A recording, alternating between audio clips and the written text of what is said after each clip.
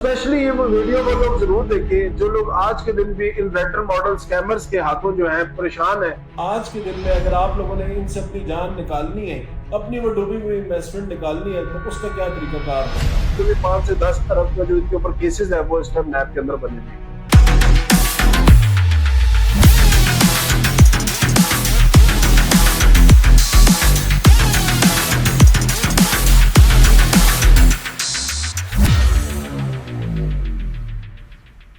अस्सलाम वालेकुम, सादिक आनी के साथ मैं हूं सादिक और आप लोग देख रहे हैं मेरा फेसबुक, इंस्टाग्राम और यूट्यूब चैनल। आज हम पाकिस्तान के एक और बहुत बड़े स्कैम को एक्सपोज करेंगे जिसका नाम है रेंटल मॉडल स्कैम। यानी कि वो हजरात जिनके साथ पिछले 3 सालों में अभी रिसेंटली ये काम शुरू हुआ पाकिस्तान के अंदर, और स्पेशली जो इसका मरकज बना वो इस्लामाबाद और रावलपिंडी के कुछ इलाके बने जिसमें बैरिया टाउन और DHA टॉप नेम्स है। इस इलाके के अंदर मेजॉरिटी ऑफ द लोग इस तरह थे कि जो मोस्टली बैरिया टाउन में या DHA के अंदर मोस्टली रिटायर्ड लोग थे। रिटायर्ड लोगों को या लोअर हायर मिडिल क्लास या मिडिल क्लास लोगों को रेंटल मॉडल्स का झांसा दे के, फिक्स रिटर्न्स दे के की बात करके और पैसिव इनकम की बात करके एक मेजॉरिटी तकरीबन 20 से 25 अरब रुपया इन लोगों से जो है डिफरेंट फॉर्म में, डिफरेंट शक्लों में, डिफरेंट डेवलपमेंट का या डिफरेंट मॉडल्स का झांसा दे के इन लोगों से बटोरा गया।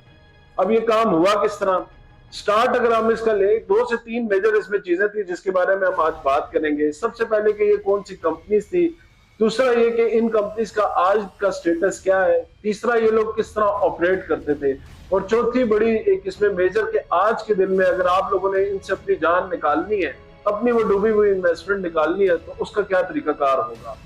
तो वीडियो एंड तक जरूर देखिएगा। इंशाल्लाह वीडियो के एंड तक आप लोगों को ये तमाम चीजें क्लियर हो जाएंगी और आप लोगों को पता लग जाएगा कि हम लोग इस टाइम कौन सी स्टेट में कौन सी पोजीशन पे खड़े हैं और कैसे हम जो है अब इस रेंटल मॉडल का जो हमारे साथ एक बहुत बड़ा स्कैम हो चुका है, इससे हम अपनी जान कैसे निकालें। और स्पेशली ये वो वीडियो वो लोग जरूर देखें जो लोग आज के दिन भी इन रेंटल मॉडल स्कैमर्स के हाथों जो है परेशान है, या उनको आज के दिन भी इन डिफरेंट स्कीम्स के तहत, उनको पैसिव इनकम की स्कीम के तहत, रेंटल इनकम की स्कीम के तहत जो है उनको लूटने की कोशिश की जा रही है।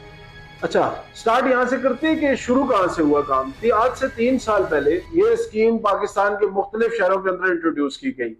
होता ये रहा कि लोगों ने कमर्शियल प्रॉपर्टीज खरीद के या कमर्शियल प्लॉट्स खरीद के उनके ऊपर डेवलपमेंट की बात की कि हम इनके अंदर डेवलपमेंट करेंगे और आप लोग जो लोग भी इसके साथ इस प्रोजेक्ट के अंदर इन्वेस्ट करेंगे उनको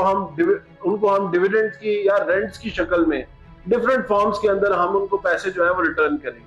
मतलब आसान लफ्जों में ये कि अगर आप 50 लाख रुपया लगा रहे हैं तो उसका 1% रेंट हम आपको मंथली देंगे, और फर्दर ऑन अगर आप किसी भी मौके पे अपना पैसा निकालना चाहते हैं तो महीने से 1.5 महीने के अंदर आपको अपनी अमाउंट भी रिटर्न कर दी जाएगी और उसके ऊपर भी आपको 15 से 20 या 25% तक का मुनाफा दिया जाएगा। अब वो एक बड़ी पुरानी मिसाल है, बड़ी मशहूर मिसाल है कि जब तक लालची लोग जिंदा है तब तक ठगों का कारोबार चल रहा है। देखिए, आप लोगों ने मेरी बात माइंड नहीं करनी, मैं आज कुछ हकायक बड़े खुल के, इसमें आप लोगों की भी गलती है, जहाँ पे आप लोगों की गलती है वहां आप लोगों को बताऊंगा, जहाँ पे गवर्नमेंट लेवल पे रेगुलेशंस की या पॉलिसी की गलती है उसको भी बात करेंगे, और जहाँ पे इन ठगों की बात है तो इन ठगों के खुल के नाम भी लेंगे जो कि आज से पहले आपने कहीं पे नहीं सुने होंगे, कहीं पे नहीं देखे होंगे, और खुल के इन ठगों के बारे में बात भी करेंगे कि भाई आज के दिन में इनकी प्रॉपर्टीज की वैल्यू क्या है, आज के दिन में आप लोग किस जगह पे स्टैंड कर रहे हैं अपनी इन्वेस्टमेंट को लेके। तो सबसे पहले ये काम शुरू होता है रीट मॉडल के नाम से। अब रीट मॉडल होता क्या है, बहुत सारे लोगों को तो इस चीज का आइडिया ही नहीं है। हालांकि ये पाकिस्तान में ये चीज लीगल है और बाकी इसके ऊपर प्रॉपर एक रेगुलेशन भी बनी हुई है कि basically real estate investment trust जो होता है ये बेसिकली मुख्तलिफ 3 फॉर्म्स आपको प्रोवाइड करता है इन्वेस्टमेंट के लिए। ये मॉडल पूरी दुनिया में काम कर रहा है और बड़ा सक्सेसफुली काम कर रहा है, बट पाकिस्तानियों के आज जब ये चीज चढ़ी तो उन्होंने इसके लिए भी अपने लिए वो क्या कहते हैं जुगाड़ निकाल के वो रेट मॉडल रहा एक साइड पे, और दूसरी तरफ इन्होंने वही काम अपने प्राइवेट बिल्डर्स ने मिलके और उनके साथ डिफरेंट मार्केटिंग कंपनीज ने मिलके अपना एक मॉडल तैयार किया और उसके तहत लोगों को लूट के मोस्टली लोगों के जो मोस्टली कंपनी के ओनर्स हैं वो आज मुल्क से बाहर बैठे हैं। अच्छा, रीट में स्पेसिफिकली 3 चीजें होती हैं। एक ये होता है कि जी आप अपनी पैसे इन्वेस्ट कर देते हैं और आपको रेंटल मॉडल की शक्ल में आते हैं पैसे वापस। दूसरा ये होता है कि आप डेवलपमेंट के काम में जो है अपना पैसा इन्वेस्ट करते हैं और आपको जितनी जितनी उस प्रॉपर्टी की वैल्यू बढ़ रही होती है उतना ही आपको उसका डिविडेंड मिल रहा होता है। तीसरी शक्ल इसकी हाइब्रिड फॉर्म होती है जिसमें ये दोनों काम साथ साथ हो रहे होते हैं। बट पाकिस्तान में ये जितना भी काम हुआ, ये जितना भी काम आज के दिन भी हो रहा है रेंटल मॉडल्स को लेके, उसमें कर ये लोग ये रहे हैं कि ना ये कोई पब्लिक लिस्टेड कंपनीज है, ना इनके कोई आईपीओज है, ना ही मोस्टली ये स्टॉक एक्सचेंज। अगर आप देखिए, आप लोग जब इन्वेस्ट करते हैं, आप लोगों को जरूरी है कि जब आपको कोई बंदा एक चीज बता रहा है, आज के दिन में तो देखिए इन्फॉर्मेशन लेना बहुत आसान है। आपको अगर एक बंदा कोई नई टर्म इंट्रोड्यूस कर रहा है, तो आप लोगों के लिए जरूरी है कि आप उस टर्म का खुद उसके ऊपर रिसर्च करें। सबसे बड़ी गलती जो पाकिस्तानियों की, चाहे वो लोकल है कि ओवरसीज है, देखिए आप लोग लालच में आ जाते हैं। आप लोगों को लालच दी गई पैसिव इनकम की, आप लोगों को लालच दी गई रेंटल्स की, कि भाई आप हमारे पास अपनी एक फिक्स अमाउंट रख दें, हम आपको उसका रेंट देंगे। इसमें गरीब फंस वो लोग गए जो रिटायर्ड लोग थे, जिनके पास देखें एक मोस्टली ये जो डिफरेंट ये जो कमर्शियल प्रोजेक्ट्स बने हैं ना, मेजॉरिटी इनकी जो जगह थी वो डीएचए थी और बैरियर टाउन था। बैरियर टाउन में मेजरली इस टाइम 2 से 3 बड़ी कंपनीज, जिन्होंने तकरीबन 15 से 20 अरब रुपया जो है लोगों का दबा के या कह लो कि फ्रॉड करके लोगों के साथ भाग चुकी है। मोस्टली के जो ओनर्स है वो मुल्क से बाहर है, जिसपे सबसे बड़ा नाम जो है वो ट्रिपल ए एसोसिएट्स का है, जिसके ओनर थे शेख फवाद बशीर साहब। अब शेख साहब ने जो है लोगों से पहले तो ये किया कि ट्रिपल ए ने पिछले 6 से 7 सालों में अपने रिप्यूट बनाने के लिए जो ऑलरेडी डेवलप प्रोजेक्ट थे उनको आखिरी स्टेजेस के ऊपर खरीदा, और उनको उन स्टेजेस के ऊपर खरीद के अपना नाम लेके बता दिया कि 6 से 7 8 प्रॉपर्टीज, दिस इज द, वो आप कह लें सबसे फास्टेस्ट ग्रोइंग जो है ना वो कंपनी है या डेवलपर कंपनी है, जो कि बहुत जल्दी अपने प्रोजेक्ट डिलीवर कर रही है। हालांकि उन्होंने मेजरली जितने भी प्रोजेक्ट्स बनाए हैं वो तकरीबन लास्ट स्टेज में खरीदे हुए, और उसके ऊपर तकरीबन आप कह लें कि 6 से 8 महीने की फर्दर ऑन डेवलपमेंट करके ऑलरेडी बने हुए बिके हुए प्रोजेक्ट खरीद के उसके ऊपर अपने नाम की ब्रांडिंग कर ली। इन्होंने जब पीसी ऑक्टा के नाम से बिल्कुल बैरियर टाउन का जो अभी नया हेड ऑफिस बनने जा रहा है उसके ऑपोजिट एक बहुत बड़ा प्रोजेक्ट लॉन्च किया, और उसमें बताया कि जी पीसी भी जो है वो हमारे साथ इसमें पार्टनर है, और पीसी के जो है 5 फ्लोर्स के ऊपर पर्ल कॉन्टिनेंटल होटल बन रहा है। तो उस प्रोजेक्ट के अंदर मेजरली ये पूरी जो आप कह लें ना ग्राउंड से लेके ऊपर तक जो बनना था वो ट्रिपल एसोसिएट से बनाना था, और ये इनका फर्स्ट प्रोजेक्ट था जिसके अंदर ये लोग कंस्ट्रक्शन भी खुद कर रहे थे, लैंड भी इनका अपना था, और डेवलपमेंट भी इन्होंने करनी थी। इसके ऊपर इन्होंने एक मॉडल जो कि आप कह लेना कि एक दूसरे को देखा देखी पाकिस्तान में ना बहुत ज्यादा काम हो रहा होता है। इन्होंने देखा जी लोग रेंटल मॉडल के नाम पे लोगों को रेंट दे के उनसे पैसा लेके डेवलपमेंट कर रहे हैं, लोग रीट मॉडल का नाम यूज करके लोगों से पैसा लेके डेवलपमेंट कर रहे हैं, और उनको कुछ जो है डिविडेंड की फॉर्म में या रेंट्स की फॉर्म के अंदर जो है वो लोगों को पैसे वापस कर रहे हैं। इन्होंने भी सेम फार्मूला अप्लाई करने की कोशिश की। इसके साथ एक और पार्टनर जो इनके इस प्रोजेक्ट के अंदर बने वो थे जी क्यानी साहब। क्यानी साहब का शहजाद क्यानी उनका नाम था, आर्मी का बैकग्राउंड था उनका, और इसी वजह से अभी एक सर्कुलर भी रोटेट हुआ है कि आर्मी के जिन बंदों ने भी इन और लोगों के साथ इन्वेस्ट किया हुआ है उसमें स्पेशली 3 नाम है, जिसमें एक पहला नाम जो है वो ट्रिपल एसोसिएट्स है, दूसरा नाम उसके अंदर जो है आईएसएम मार्ट का है क्योंकि उसमें भी शौकत मरवत जो थे वो आर्मी बैकग्राउंड शो करते थे, और थर्ड जो है उसके अंदर जो मेजर नाम है वो अल हयात ग्रुप का है, जो कि वो भी डीएचए के अंदर ही, उसकी भी आगे मैं बात करता हूँ कि क्या है उसका भी सिनेरियो। खैर ट्रिपल ए ने ये प्रोजेक्ट जो है पीसी ऑक्टा के नाम से बनाने की कोशिश की, डेवलप करने की कोशिश की, और अरबों रुपया लोगों का इस प्रोजेक्ट के अंदर इन्वेस्ट कराया, रेंटल्स की फॉर्म में उनको कुछ अर्सा रेंट दिया, कोई वर्ड ऑफ माउथ पे कि 1 महीना 6 महीने 5 महीने में आपको रेंट दूं, आप भी 10 बंदों को और आगे जाके बता देंगे कि भाई वो तो बड़ी अच्छी कंपनी है, मुझे रेंट भी दे रही है, मुझे जब मैं अपने पैसे बाहर निकालूंगा तो मुझे उसके ऊपर एप्रिसिएशन भी देगी। वो करते करते वो इतना एक बड़ा सर्कल बन गया कि तकरीबन उसके अंदर जो इस टाइम की जो इनके ऊपर वैल्यू बन रही है वो ना करते हुए भी 5 से 10 अरब का जो इनके ऊपर केसेस है वो इस टाइम नैब के अंदर बने हुए। तो रिसेंटली कुछ से 8 महीने पहले इनको गिरफ्तार भी किया और प्रॉपर इनके ऊपर एफआईआर और नैब ने एक्शन भी लिया। बट मैं इस पॉइंट के ऊपर अपनी जो रेगुलेशन अथॉरिटीज हैं जिसमें एफआईआर और नैब है इनसे भी थोड़ा गिला करूंगा कि देखिए ये जिस टाइम प्रोजेक्ट लॉन्च होते हैं या प्रोजेक्ट बनते हैं या प्रोजेक्ट बिक रहे होते हैं या लोगों को मार्केट किए जा रहे होते हैं और लोग इसमें इन्वेस्ट कर रहे होते हैं, उस टाइम चाहिए कि आप लोग एक्शन लें। अगर किसी भी प्रोजेक्ट की रेगुलरिटी में वो नहीं बैठ रहा या किसी भी प्रोजेक्ट का एनओसी का मसला है या किसी भी ऐसे मॉडल के ऊपर वो लोगों से इन्वेस्टमेंट करा रहे जो इलीगल है, तो टाइमली एक्शन अगर लिया जाता तो ये लोग आज जो है ना वो इस बहुत बड़े स्कैम से, जिसमें बेवाओं ने भी इन्वेस्ट किया हुआ है, जिसमें रिटायर्ड लोगों ने भी इन्वेस्ट,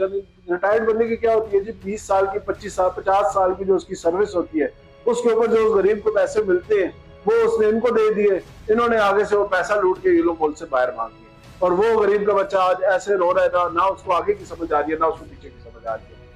तो ये खुदारा इस चीजों के ऊपर टाइमली एक्शन लिया करें, ताकि जो है ना लोगों को बड़े नुकसान से बचाया जा सके। दूसरा एक और बहुत बड़ा नाम इधर डीएचए और बैरिया के अंदर ऑपरेट करने वाला, और इस्लामाबाद में भी उन्होंने डिफरेंट जगहों पे अपने ऑफिस बनाए, जिनका नाम था जी स्क्वायर 9 इंटरनेशनल। अब स्क्वायर 9 के साथ बहुत बड़ा आप कह लें कि उन्होंने भी बहुत बड़ा स्कैम कहूंगा मैं तो, बहुत बड़ा फ्रॉड कहूंगा, जो कि लोगों से दोबारा रेंटल मॉडल की शक्ल में और इसी तरह की इन्वेस्टमेंट की शक्ल में कि आप हमारे पास इन्वेस्ट करें, आप हमें अपना पैसा दे, हम उस पर आपको पैसे में इनकम भी देंगे। हम मतलब रेंटल वही है ना कि जी आपने 20 लाख रुपया 50 लाख रुपया लगा दिया, आपको 50,000 रुपया 20,000 रुपया उसके हिसाब से 1% के हिसाब से मंथली रेंटल मिलेगा। जो बंदा आप कह लें कि जो रिटायर्ड बंदा है उसकी यही होता था कि यार चलो मैं भी पैसा लगा लेता हूँ, मुझे उसके ऊपर जो महीने का जो मेरा सर्कल है या खर्चा है वो इस हिसाब से चलता रहेगा। अब हुआ ये कि जब पहले साल या दूसरे साल लोगों को जब रिटर्न्स दिए गए, उसके बाद लोगों का इनके ऊपर ट्रस्ट डेवलप हो गया। उससे भी बड़ी चीज इन्होंने ये की कि इन तमाम कंपनीज या ये कंपनीज जिनकी आगे मैं बात करने जा रहा हूँ, इनका एक बड़ा बेसिक मॉडल था। ये हायर करते थे उन बच्चों को जिनके साथ जिनके अच्छे अच्छे पीछे रेफरेंसेस होते थे, अच्छी फैमिलीज के बच्चे होते थे, मेजरली डीएचए बैरिया और इस तरह इसके करीब के लोगों को ये हायर करते थे ताकि इनके रेफरेंसेस को निचोड़ा जा सके। फर्स्ट प्रायोरिटी जो है इसकी, इन्होंने जो कॉर्पोरेट के नाम से कंपनीज बनाई, फर्स्ट प्रायोरिटी उनकी ये होती थी कि जी आप अपने रेफरेंस के लोगों के अंदर इन्वेस्टमेंट करें, आप अपने रेफरेंस की इन्वेस्टमेंट इस प्रोजेक्ट के अंदर करें। अब वो गरीब जो बच्चा 50,000 लाख रुपया सैलरी ले रहा था, उसके ऊपर प्रेशर करके उसके चाचे की, मामे की, ताए की, जो उसके करीब जो उसकी फैमिली में ऐसा बंदा था जो इन्वेस्टमेंट कर सकता था, उन लोगों को इन लोगों ने जो है ना अपने इस प्रोजेक्ट्स के अंदर जो है लेके आए। वो बच्चा अपनी नौकरी बचाने के चक्कर में मेजॉरिटी 60 to 70% उन लोगों की इन्वेस्टमेंट हुई जिसका कोई बेटा यहाँ पे काम करता था, भांजा करता था, भतीजा करता था, साला करता था, बहनोई करता था। उन लोगों की मेजॉरिटी इन्वेस्टमेंट जो है ना वो इन प्रोजेक्ट्स के अंदर लगी है। स्क्वायर 9 भी इस चीज में बड़े बड़े इवेंट्स कराना, बच्चों को बड़ी बड़ी अच्छी वो एक कह लें अपॉर्चुनिटी दिखाना डेवलपमेंट की, ग्रोथ की, और एट द एंड वही हुआ कि लोगों के जो है ना करोड़ों रुपया जो है ना, करोड़ों तो नहीं, इनके ऊपर भी तकरीबन स्क्वायर 9 इंटरनेशनल के ऊपर भी इस टाइम, जिसके ओनर वलीद मलिक है, और इनके ऊपर भी इस टाइम जो नैब के ऊपर रजिस्टर्ड केस है वो तकरीबन 6 से 7 अरब रुपए के, 150 प्लस नैब के अंदर इनके ऊपर दरखास्तें दी हैं। ईसीएल में इनका नाम भी शामिल किया गया है और पहले वाले जो 3 AAA वाले उनका नाम भी शामिल किया गया है। इसके साथ इनको देखा देखी जी और भी छोटे छोटे जो है मेंढक जो है वो निकले खुदक के, उनमें से एक अलयात ग्रुप के नाम से, अलयात ग्रुप ऑफ कंपनी जो कि डीएचए में बेस्ड है, और वो लोग आए जी, उन्होंने भी इसी तरह मार्केट में लोगों से रेंटल्स की फॉर्म में जो है, जिसके जो ओनर थे वो जानजेब आलम साहब के, डायरेक्टर थे ऑपरेशंस के राणा जाहिद साहब, इन लोगों ने मेजॉरिटी बड़ी ज्यादा जो है इन प्रोजेक्ट्स को देखा देखी, इन लोगों ने भी इसी तरह की स्कीम इंट्रोड्यूस की। 1% के अलावा इनकी रेंटल स्कीम में इन्होंने और भी बेहतर रेंट, अच्छा जितनी छोटी कंपनी थी ना उससे रेंटल्स और एप्रिसिएशन, क्योंकि उन्होंने ठगना था, उन्होंने आपका पैसा उठा के इसको देना है, इसका पैसा उठा के आपको देना है, तो उनके लिए तो बड़ा आसान था जी, आप लोगों को चाहे वो 2% रेंट की ऑफर करा दें, चाहे वो 10% रेंट की ऑफर करा दें, at the end of the day आपका जो करोड़ रुपया लगा हुआ है ना, उसी के अंदर से 20-25 लाख रुपया उन्होंने आपको वापस कर देना था, बाकी 70-80 लाख रुपया लेके उन्होंने फुर हो जाना था, क्योंकि आज की तारीख में वो सब कुछ हो रहा है। इस चीज से बहुत अरसा पहले से हम लोगों को मना करते रहे कि भाई इस तरह की इन्वेस्टमेंट्स ना करें, आपने अगर कुछ लेना भी है, आपको कमर्शियल प्रॉपर्टी का शौक है, आप जाके किसी भी पॉइंट पे छोटी दुकान ले ले, क्योंकि इन जितने भी प्रोजेक्ट्स इनकी मैं बात कर रहा हूँ, इनमें अगर एक दुकान है ना तो वो भी 10,000 बंदों को बेची गई है। आज भी रेंटल मॉडल्स के ऊपर मेजरली में जो देख रहा हूँ तो ओवर सेलिंग बेतहाशा है। एक प्रोजेक्ट जिसके अंदर 600 यूनिट की कैपेसिटी है, उसके 3600 से 4000 यूनिट के करीब बेचे गए हैं, तो आप कैसे समझ सकते हैं कि वो आपको अकोमोडेट करेंगे? वो यही कर रहे थे कि रोटेशन ऑफ मनी कर रहे थे, आपका पैसा उसको, उसका पैसा आपको, इस तरह करते करते उन लोगों ने तकरीबन ना करते हुए 20 से 25 अरब रुपया पाकिस्तानियों का वो आज दिन तक वो लेके भाग चुके हैं। इसके बाद एक और इनके साथ एक और इसी कंपनी अलयात के साथ एक और स्मार्ट ग्रुप ऑफ कंपनीज के नाम से उन्होंने भी लोगों को, जो अलयात के फैक्ट्रीज थे, अब देखें ना लोगों के नुकसान के ऊपर भी कारोबार करना चाह रहे हैं। जो बंदा वो कहते हैं जी इनका जो भी इफेक्ट है वो हमारे पास पैसे लगा दे,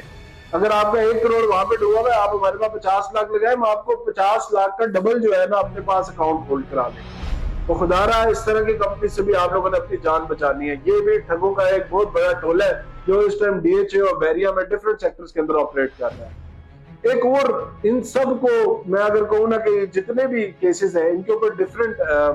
नैब के अंदर भी, एफआईए के अंदर भी, हर जगह पे इदारों में केसेस इनके ऊपर चल रहे हैं। आप लोगों ने सिर्फ करना ये है कि आप लोगों ने अपनी जो भी इन्वेस्टमेंट्स हैं, जो भी मसले आपके चल रहे हैं, जितनी भी आप ओरिजिनल डॉक्यूमेंट्स लेके आपने नैब इस्लामाबाद और एफआईए इस्लामाबाद में आना है, अपने केसेस पुटअप करने और उनको आगाह करना है कि आप लोगों के साथ किस लेवल का और कितना स्कैम हो चुका है। तभी उसकी आगे कोई ना कोई सूरत बनाई जाएगी, वरना आप लोग जिस तरह के स्कैम में फंस चुके हैं इस पे निकलने के चांसेस बहुत मुश्किल हैं, क्योंकि मेजोरिटी ऑफ इनकी जो प्रॉपर्टीज हैं वो या तो इंस्टॉलमेंट्स में उन्होंने सोसाइटी से 20% 25% डाउन पेमेंट करके इंस्टॉलमेंट्स पे ली हुई है, या उसके ऊपर जो सोसाइटी की पेमेंट पेंडिंग थी सोसाइटी ने उनके ऊपर जो है ना लीगल नोटिस जारी करके उन सब प्रॉपर्टीज को सील कर दिया है। तो मतलब आप लोगों के निकलने के वहां से अगर आप ये सोच रहे हैं कि प्रॉपर्टी बेच के हमें पैसे मिल जाएंगे, तो आप लोगों की ये सोच भी मैं कहूंगा ठीक नहीं है। आप लोगों को चाहिए कि आप कंसर्न इदारों के पास टाइमली जो है वो पहुंचे। इसके बाद में सबसे बड़ा जो इस साल का या पिछले 2 साल का सबसे बड़ा जो स्कैम पाकिस्तान के अंदर हुआ, या मैं कहूंगा फ्रॉड जो हुआ, जिसके अंदर तकरीबन हर तबके का बंदा जो है वो शामिल है, चाहे वो गरीब है, चाहे वो अमीर है, चाहे वो उसके बाद 3 लाख थे, चाहे वो उसके बाद लाख रुपया था, चाहे वो 10 लाख था कि 50 लाख था, हर तरह का बंदा उस स्कीम के अंदर उसने इन्वेस्ट किया। वजह वही रही कि आप लोगों ने लालच की। जब तक आप लोग लालच करते रहेंगे ठग आपको लूटते रहेंगे। तो भाई कोई भी बंदा जो बाहर का मुल्क छोड़ के पाकिस्तान की खिदमत करने यहाँ बहुत कम, मैंने तो आज दिन तक नहीं देखा कि अपना चलता कारोबार छोड़ के कोई बंदा पाकिस्तान आए लोगों की खिदमत करने के लिए। वो जब भी आएगा पाकिस्तानियों को लूटने के लिए आएगा, आप लोगों के साथ दोबारा स्कैम करने के लिए आएगा और आपका पैसा लेके बाहर भागने के लिए आएगा, क्योंकि उसके लिए बाहर भागना बहुत आसान है। इस साल का सबसे बड़ा दोबारा वही बात है कि सबसे बड़ा जो आप कह लें कि फ्रॉड था 60 अरब रुपए का, वो था आईएसएन मार्ट के नाम से, जो इसके ओनर थे जी शौकत मरवत साहब। अब शौकत मरवत साहब ने भी डिफरेंट लोगों को वही आपको कहूंगा ना कि 6% 7% महीने की लालच देके, जो रियल एस्टेट सेक्टर वाले नहीं दे रहे, तो उससे भी उन्होंने डबल ट्रिपल अपनी ऑफर की, डबल शाह ट्रिपल शाह बन के वो सामने आए और लोगों का बहुत बड़ा पैसा, और मेजोरिटी इसमें भी ज्यादातर जो लोग इन्वेस्टर्स हैं उसमें आर्म फोर्स से ताल्लुक रखने वाले लोग हैं, उससे आम मैं आप कहूंगा मिडिल क्लास लोग हैं, और वो बंदा जिसको पैसिव इनकम की लालच देके इन लोगों ने पैसा जो है ना बटोरा है। आज के दिन में शौकत मरवत साहब का जो हालात है, उनकी प्रॉपर्टीज तकरीबन सारी सील हो चुकी है, उनके बैंक अकाउंट सील हैं, और वो मुझे तकलीफ इस चीज की कि रिसेंट मैंने एक और देखा कि उनकी कंपनी से मुझे कॉल आई और वो दोबारा मुझे कहते हैं जी कि मुझे आप जो है इस तरह आईएसएम मार्ट हम एक प्रोजेक्ट है, हम इस तरह उनकी ओडेसिटी चेक करें कि आज के दिन भी वो लोगों से जो है ना इन्वेस्टमेंट मांग रहे हैं। तो खुदा रहा है इस तरह के लोगों को जब भी आपको कॉल है या बात हो, सबसे पहले आपने पूछना है कि भाई आप कौन से इदारे से रेगुलेटेड है। सबसे पहले आपने पूछना है कि अच्छा आप रेंटल मॉडल्स ऑफर कर रहे हैं, तो पाकिस्तान में रीट के नाम से रीट रेगुलेशंस हैं। आपने बताना है कि भाई आप एसईसीपी में रीट मॉडल्स के या आरएमसी के थ्रू रजिस्टर्ड है। आरएमसी बेसिकली रेंटल मॉडल की कंपनीज होती है जो कि रजिस्टर्ड होती है एसईसीपी के अंदर, उसकी प्रॉपर एक रेगुलेशन होती है, प्रॉपर एक कवानीन होते हैं, उन कवानीन के अंदर रह के वो अपनी रेगुलेशन कराते हैं। तो कल को अगर उनके भागने के चांसेस या उनके इस तरह के फ्रॉड करने के चांसेस बहुत कम होते हैं। उसमें गवर्नमेंट लेवल का आपको सपोर्ट भी होता है और आपके पैसे तकरीबन उसमें सेव होते हैं, क्योंकि वो स्टॉक एक्सचेंज पर लिस्टेड होती है और प्रॉपर उसकी एक रेगुलेशन होती है। ऐसे नहीं कि कोई भी प्राइवेट बिल्डर उठ के अपने आप को कहे जी मैं रीट मॉडल इंट्रोड्यूस किया हुआ है, जो भी आपको इस तरह का बात करे तो आपने उसको कहना भाई आप मुझे जो है अपनी सर्टिफिकेशन दिखाए, और जो बंदा इस चीज से इनकार करे आप लोगों ने उस बंदे के साथ चाहे वो कोई भी बहाना मारे, पहले तो देखें ये जितना भी कारोबार था ना जिसमें रिस्क इन्वॉल्व नहीं था, ये तमाम सूद का कारोबार था। सूद अल्लाह ताला ने इसी वजह से मना किया हुआ है। अल्लाह ताला ने क्लियरली सूद लेने वाला देने वाले के ऊपर सख्ती से ममानियत रखी हुई है। हमारा दीन इस चीज की इजाजत नहीं देता। तो खुदारा जिससे दीन भी इजाजत ना दे और जो तुम्हारा आपकी सोच से बाहर मुनाफा लोग ऑफर कर रहे हो, इस तरह की सोसाइटी से, इस तरह की कंपनी से और इस तरह की पॉलिसी से और इस तरह की स्कीमों से मेरी रिक्वेस्ट है आप तमाम हजरात को कि आप लोग दूर रहा करें, ताकि फ्यूचर में आप लोगों के साथ कभी भी कोई भी इस तरह की फ्रॉड या धोखेबाजी जो है ना वो अमल में ना लाई जा सके। वीडियो का एंड इस चीज पे करूंगा मैं कि देखें आप लोग अपना सारा जो भी आपके मसले मसाइल हैं वो आप कंसर्न अथॉरिटी के पास लेके जाएं, वो आपकी प्रॉब्लम्स हल करेंगे, सुनेंगे। सेकेंडली जिस एजेंट के थ्रू या जिस बंदे के थ्रू आप लोगों ने ये इन्वेस्टमेंट की हुई है उसका गला पकड़े। थर्डली जोन से दफातर के अंदर आप लोगों को चाहिए कि अभी जिस जगह पे भी आप लोगों ने इन्वेस्टमेंट की है आप लोग जाके उनके दफ्तरों के आगे बैठे, उन लोगों से अपने पैसे का हिसाब लें, उन लोगों के गिरबानों को हाथ डालें, ताकि आप लोगों को आगे कोई इसके अंदर आप लोगों के पैसे निकलने की कोई स्कीम बन सके, कोई सिचुएशन बन सके। हाथ पे हाथ रख के जो भी पिता बैठा हुआ है ना, वो कल को नुकसान उठाएगा ही उठाएगा। वीडियो एंड तक देखने का बहुत शुक्रिया। वीडियो अच्छी लगी तो लाइक जरूर कीजिएगा और अपने आप को अपडेटेड रखने के लिए काइंडली इस चैनल को सब्सक्राइब कर लें। मेरी हमेशा कोशिश यही रहती है कि मैं आप लोगों को तमाम अपडेट्स दूं, जितने भी इलीगल सोसाइटीज या जितने भी इलीगल काम हो रहे हैं पाकिस्तान के अंदर, और फर्दर ऑन पाकिस्तान में कौन सी जगह पे इन्वेस्ट करना चाहिए और किन प्रोजेक्ट से दूर रहना चाहिए, उसके लिए मेरे से जरूर रब्ता करें मेरे दिए गए नंबर पे। आज दिन के लिए शुक्रिया। अल्लाह हाफिज।